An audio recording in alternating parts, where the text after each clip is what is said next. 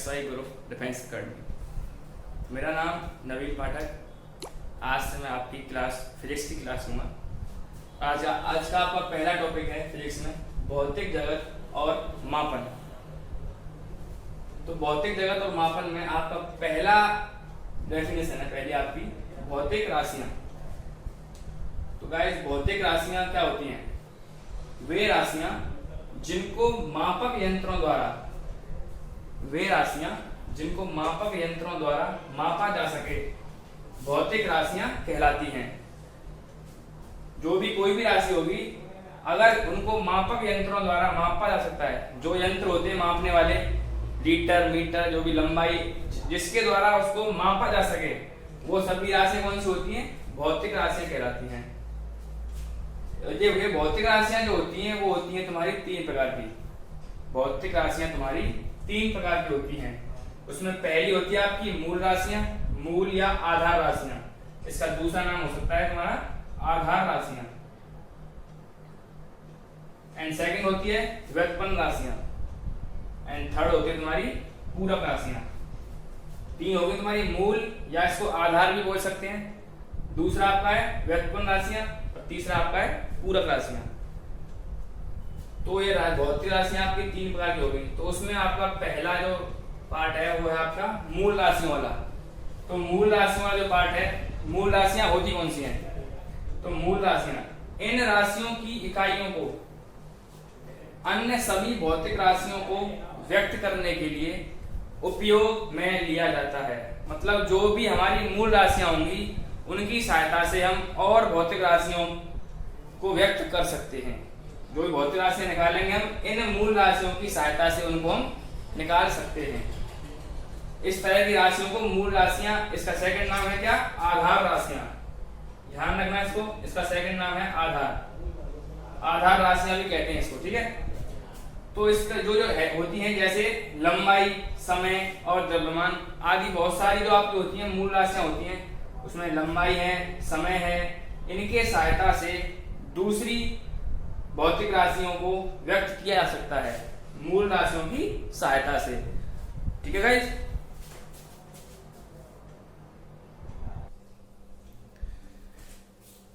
अभी हमारी last heading थी मूल राशियां। तो मूल राशि के बारे में आपको बताया था अभी। तो उसमें दो पॉइंट आपके हैं।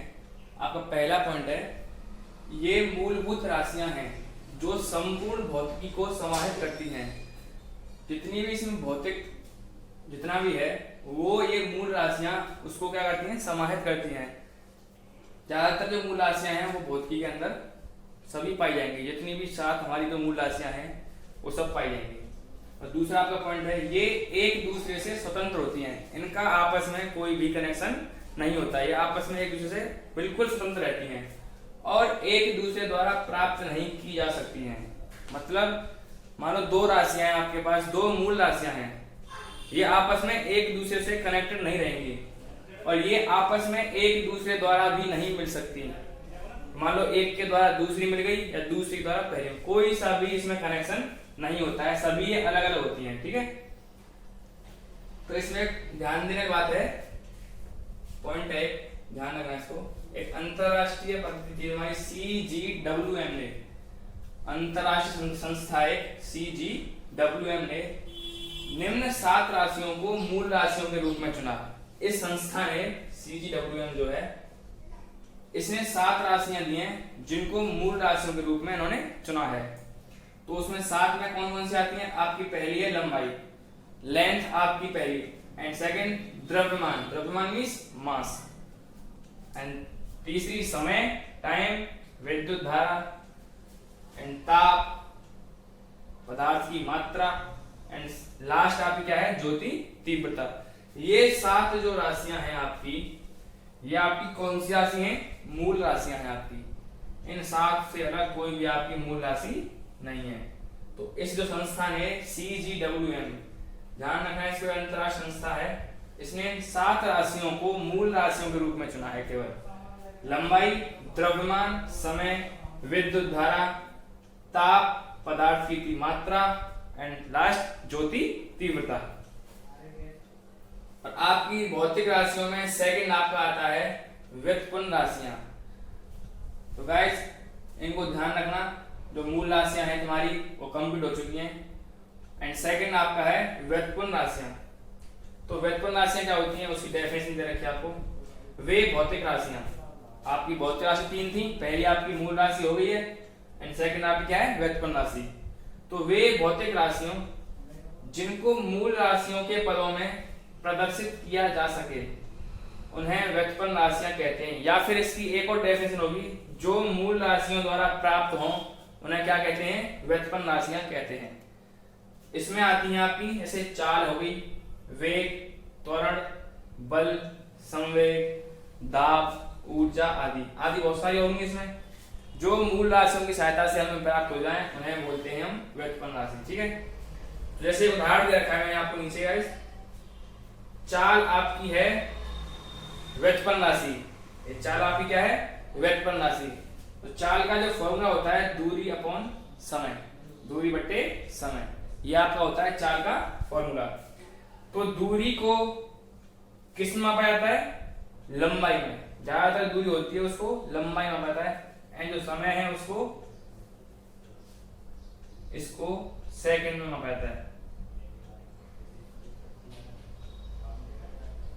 तो लंबाई बट्टे सेकंड हो गई। ठीक है, तो ये आपका हो गया व्युत्पन्न राशियां। ठीक,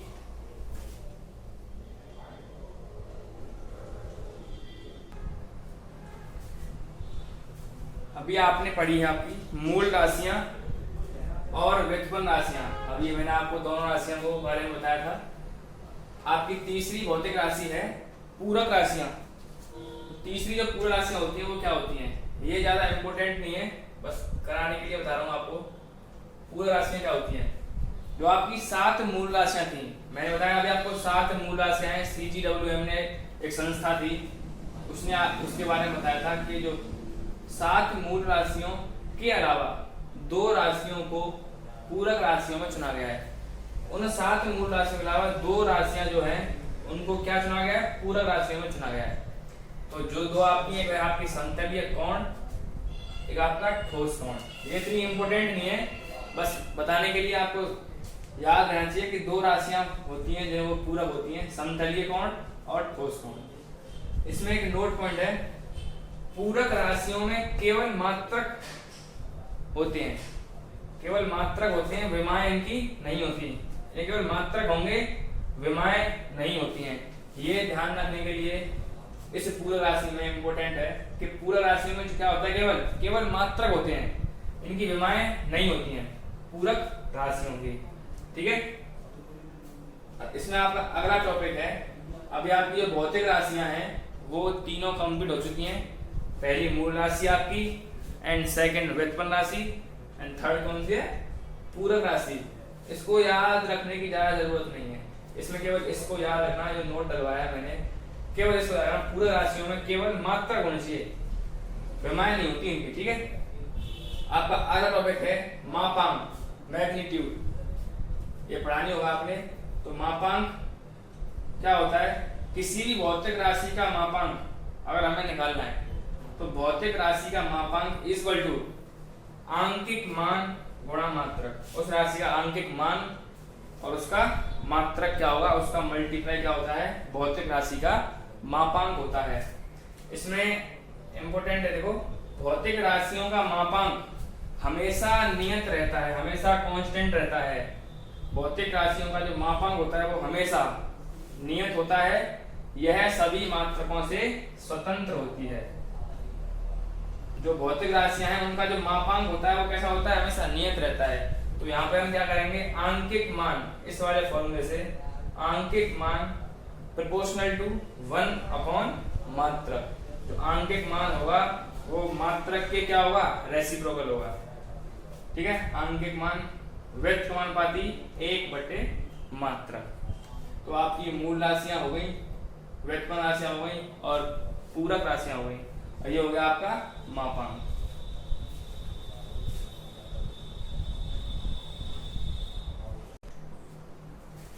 अभी आपने राशियों के बारे में पढ़ा था, भौतिक राशियों के बारे में, जो 3 प्रकार की होती थी, अभी मैंने पढ़ा था उसके बारे में। तो लास्ट उसमें थी तुम्हारी पूरक राशि। तो पूरा बताया था मैंने आपको, दो होते हैं, समतलीय कोण और ठोस कोण। तो समतलीय कोण बोलते हैं इसको, रेडियन में मापते हैं, और इसको स्टेरेडियन। इसका रेडियन होता है, इसका होता है स्टेरेडियन होता है, ठीक है। राशियों के बाद आपके आते हैं इसमें मात्रक आते हैं राशियों के बाद। तो मात्रक के बारे में आपको जानकारी होनी चाहिए। पढ़ाई में आपको, आपकी समझ में आ गई होंगी, उसके बारे में आप कमेंट करें, बताएं कुछ गलतियां हुई हो उसमें, राशियों में कुछ समझ नहीं आया हो आपको या कुछ रह गया हो तो आप उसमें कमेंट करके बताएं, अच्छा लगा हो वो बताएं। उसके राशियों के बाद आपका आता है मात्रक। तो मात्रक क्या होते हैं? किसी भौतिक राशि का माप कुछ अंतरराष्ट्रीय मान्यता द्वारा दिया जाता है। जो भौतिक राशियां होती हैं उनको उनका जो माप दिया जाता है कुछ अंतरराष्ट्रीय मान्यताओं के द्वारा दिया जाता है कि इसको इससे मापते हैं, इसको इससे, तो उन्हें क्या कहते हैं? मात्रक कहते हैं, ठीक है। अब मात्रकों की होती है मूल प्रणाली। विश्व भर में कई प्रणालियों का प्रयोग किया जाता है। जो हमारे विश्व में है उसमें बहुत सारे मात्राओं का प्रयोग किया जाता है। उसमें से पहला है CGS, एक FPS, और लास्ट हमारा SI या MKS आदि। इनको याद रखना कि हमारे तीन जो मात्रक हैं ये विश्व भर में प्रयोग किए जाते हैं। इसमें खासकर आपका आता है SI MKS पद्धति। तो ये मात्रक को ध्यान रखने की जरूरत है। आपके तीन मात्रक होते हैं, CGS होता है, FPS होता है, SI MKS होता, आदि और होते हैं।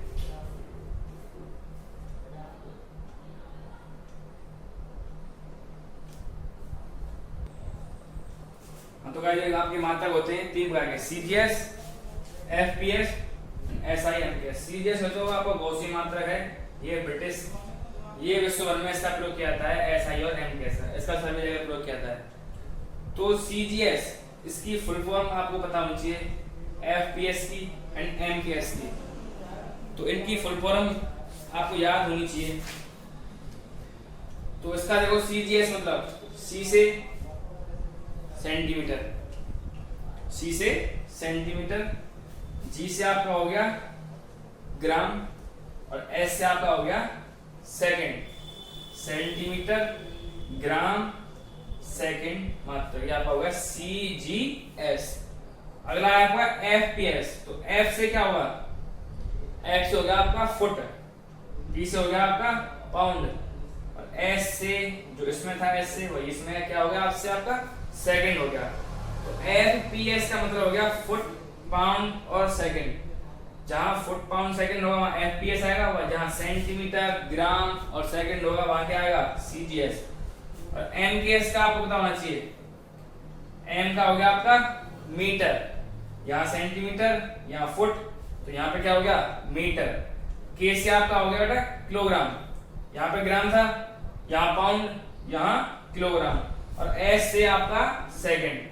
S जो है सब में सेम है, यहाँ भी सेकंड, यहाँ भी सेकंड एंड यहाँ भी सेकंड। तो ये CGS जो है आपका गौसी मात्रक है, FPS ब्रिटिश, एंड जो SI है इसका पूरे विश्व में चलता है। SI और MKS पद्धति पूरे विश्व में चलती है। इनका आपको MKS की फुल फॉर्म, FPS की ये पूछने के लिए आए थे टेस्ट में आपकी एयरफोर्स के में कि CGS का नाम बताइए, पूरा नाम बताइए। तो CGS centimetre, gram, second, foot, pound, second and metre, kilogram, second. तो गाइस आपकी राशियां और मात्राओं के बारे में थोड़ी बहुत जानकारी इस वीडियो में दे दी है। जो भी आपको अच्छा लगा हो कमेंट में बताएं, और कोई गलती हो वो बताएं, आगे सुधार होगा उसमें। और ये आपका जो क्लास है वो एयरफोर्स और नेवी के फिजिक्स क्लास है, आपकी पहली क्लास थी जो आज कंप्लीट हुई है, जिसमें आपको राशियों के बारे में और मात्राओं के बारे में बताया गया है। ये इम्पोर्टेंट है CGS, FPS और MKS की फुल फॉर्म, इसको ध्यान रखना है सभी को। Thank you guys.